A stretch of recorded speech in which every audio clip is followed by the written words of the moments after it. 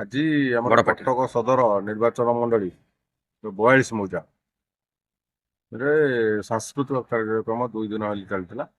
ଯେହେତୁ ମୁଁ ଆଶାୟୀ କଟକ ସଦର ନିର୍ବାଚନ ମଣ୍ଡଳୀର ଆଶାୟୀ ସ୍ୱାଧୀନ ବିଧାୟକ ପ୍ରାର୍ଥୀ, ସେଥିପାଇଁ ସେ ଗ୍ରାମର ମୁରବୀ ଯୁବକ ଏବଂ ମହିଳାମାନେ ମୋତେ ନିମନ୍ତ୍ରିତ କରିଥିଲେ। ତାଙ୍କ ନିମନ୍ତ୍ରଣ ରକ୍ଷା କରି ମୁଁ ଆଜି ସାଂସ୍କୃତିକ କାର୍ଯ୍ୟକ୍ରମରେ ଯୋଗ ଦେଇଛି ଏବଂ ଆଗାମୀ ଭବିଷ୍ୟତରେ ଯେଉଁ ଆପଣଙ୍କ ଜରିଆରେ ସତ୍ୟପାଠ ଜରିଆରେ ତାଙ୍କର 42 ମୌଜା ଅଞ୍ଚଳର ମୁଖ୍ୟ ସମସ୍ୟା ମୋ ପାଖରେ ସେମାନେ ଉପସ୍ଥାପନ କଲେ।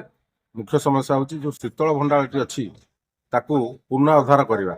ଜରାଜୀର୍ଣ୍ଣ ଅବସ୍ଥାରେ ଅଛି ବହୁ ବର୍ଷ ଦୀର୍ଘ ବର୍ଷ ଧରି, ଯାହାଦ୍ୱାରା କି ପନିପରିବା ଦର ଆଖି ବୁଜା ଦର ବଢ଼ିବାରେ ଲାଗିଛି ଦିନକୁ ଦିନ।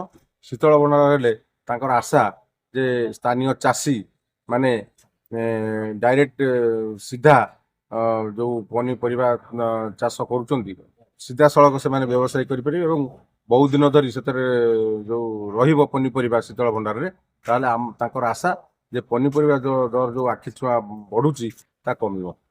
ଆଗାମୀ ଇଲେକ୍ସନରେ ଆମେ ତ ସ୍ୱାଧୀନ ପ୍ରାର୍ଥୀ ଭାବେ ହେଉଛୁ, ପ୍ରତିଦ୍ୱନ୍ଦିତା କରିବାକୁ ଆଶା କରିଛୁ ଏବଂ ଠିଆ ହେବୁ। କିନ୍ତୁ ଆଗାମୀର ମୋର ଯେଉଁ ଲକ୍ଷ୍ୟ ଅଛି, ସଦର ଅଞ୍ଚଳର ସବୁ ନେତାଙ୍କ ଉପରେ, ସର୍ବଦଳୀୟ ଯେକୌଣସି ଦଳ ହଉ ନେତାଙ୍କ ଉପରେ ଲୋକଙ୍କର ଗୋଟେ ଘୃଣା ଭାବ ଆସିଛି, ମୁଁ ଯାହା ଅନୁମାନ କଲି ଲୋକଙ୍କ ସହିତ ମିଶିକି। ତେଣୁ ସେମାନେ ସ୍ୱାଧୀନ ପ୍ରାର୍ଥୀକୁ ଯେତିକି ସମର୍ଥନ କରୁଛନ୍ତି ଆଜି ପର୍ଯ୍ୟନ୍ତ ସମର୍ଥନ କରୁଛନ୍ତି। ଯଦି ମୋର ଆଶା ବିଶ୍ୱାସ ଆପଣଙ୍କ ଜରିଆରେ ଯେତିକି ମୁଁ ଆଗକୁ ଯାଇଛି ଏବଂ ଯେତିକି ପ୍ରଚାର ପ୍ରସାର ହେଉଛି, ତେଣୁ ଆପଣଙ୍କ ଜରିଆରେ ଏଇ ଗଣମାଧ୍ୟମ ପ୍ରତିନିଧି ଏବଂ ଫଟୋ ସାମ୍ବାଦିକମାନେ ମୋତେ ଯେତିକି ସହଯୋଗ କରିଛନ୍ତି, ମୁଁ ତାଙ୍କ ପାଖରେ ମଧ୍ୟ ଋଣୀ ଏବଂ ତାଙ୍କୁ ମଧ୍ୟ ମୁଁ ବହୁତ ବହୁତ ଧନ୍ୟବାଦ ଦେଉଛି।